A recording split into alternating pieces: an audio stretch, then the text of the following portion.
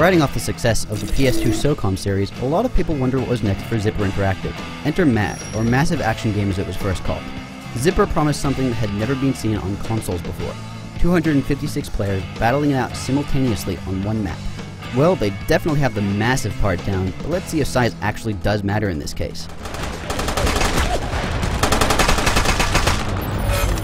Improvise, adapt, overcome!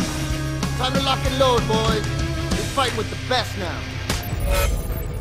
So let's get this out of the way first. Yes, the game runs well with all 256 players. No matter how you look at it, this is a pretty impressive technical feat, and Zipper should be commended for it.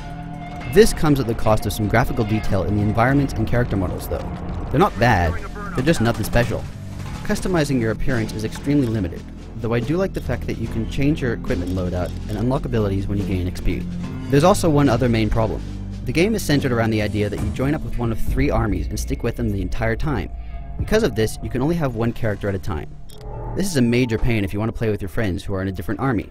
Sure, you can coordinate with your friends before you buy the game, but it would be much simpler just to have multiple character files. Additionally, you can't pick which maps you want to play on. Everything is done automatically, and I honestly played the same map 4 times in a row by pure horrible luck.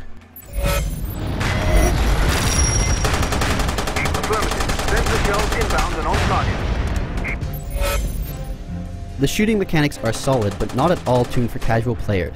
The maps are well designed, and there are very few spots for campers. This is great, but having so many players on a map makes survivability very low. You will die, and you will die a lot.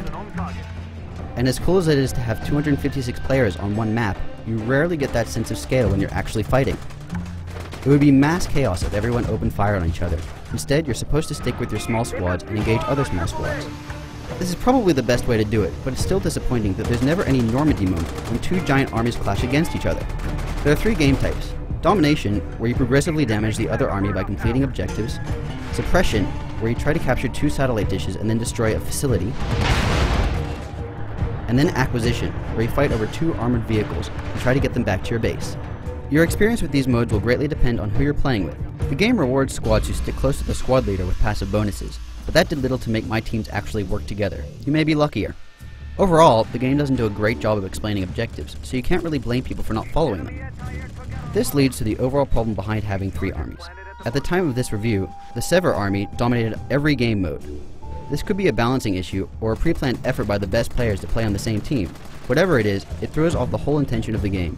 When an army wins enough matches in a certain game type, everyone on that side gets bonuses and their dominance snowballs. Other teams will constantly be matched with the biggest team, who will then continue to dominate and win more games, keeping the cycle going. The overall result is that it's fun if you're on the winning team, and blows if you're on the other 2.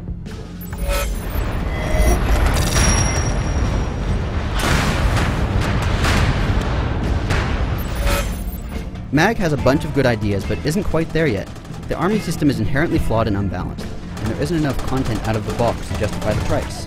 Rolling with a well-organized squad, systematically taking out bunkers and securing objectives, provided some truly exhilarating moments. Unfortunately, you can't bank on that for all or even most of the games. It is possible to have fun with the game, but that's very circumstantial, and a lot rests on how the community develops. While MAG may be a lot of fun down the line, you could do a lot better right now.